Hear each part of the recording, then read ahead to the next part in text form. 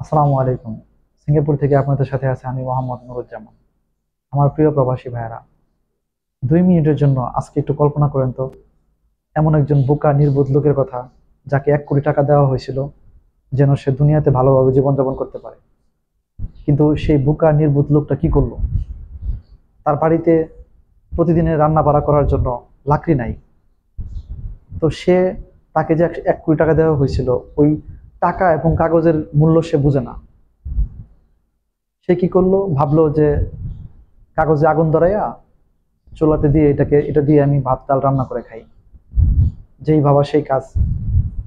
সে প্রতিদিন ওই টাকাটাকে লাকড়ি হিসেবে ব্যবহার করে ভাত ডাল তার রান্না করা করে সে খাওয়া দাওয়া শুরু করলো, এবং অল্প কিছুদিনের মধ্যেই টাকাটা সব টাকা পুরো ছাই হয়ে গেল।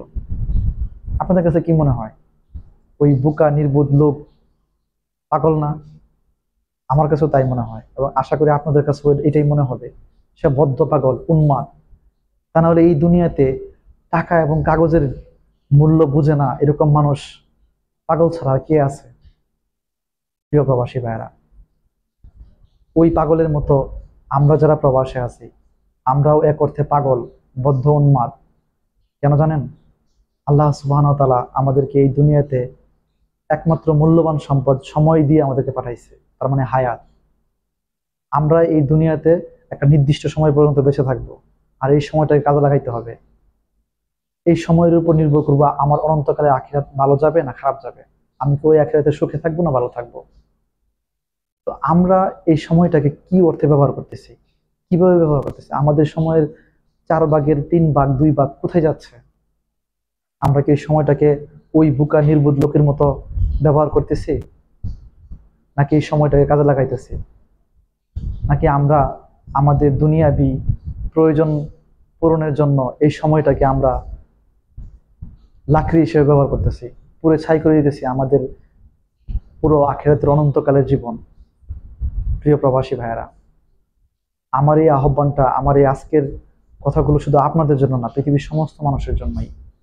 কিন্তু স্পেশালি আমরা যারা প্রবাসে আছি, আমরা তো বেশি পরিশ্রম করি, আমরা বেশি দুনিয়ার পিছু ছুটতেছি। আমাদের তো এই দুনিয়াও নাই, আখিরাতেও নাই। আমরা এই দুনিয়াতেও শান্তি পাচ্ছি না, আখিরাতে তো আমাদের কর্মই বলে দিতেছে আমাদের কি হবে। প্রিয় বাংলাদেশি এবং প্রবাসী ভাইয়েরা, আপনারা যারা আমার ভিডিওগুলো নিয়মিত দেখতেছেন, তাদের মধ্যে প্রায় 70% আমার সাবস্ক্রাইবার না।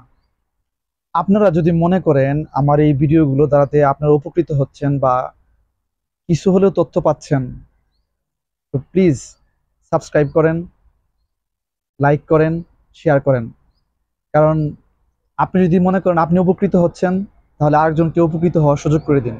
কারণ আপনারা যত বেশি আমার কাজটাকে অ্যাপ্রিসিয়েট করবেন, সাবস্ক্রাইব করার মাধ্যমে, লাইক করার মাধ্যমে, শেয়ার করার মাধ্যমে, তত বেশি আমি ইন্সপায়ার্ড হব।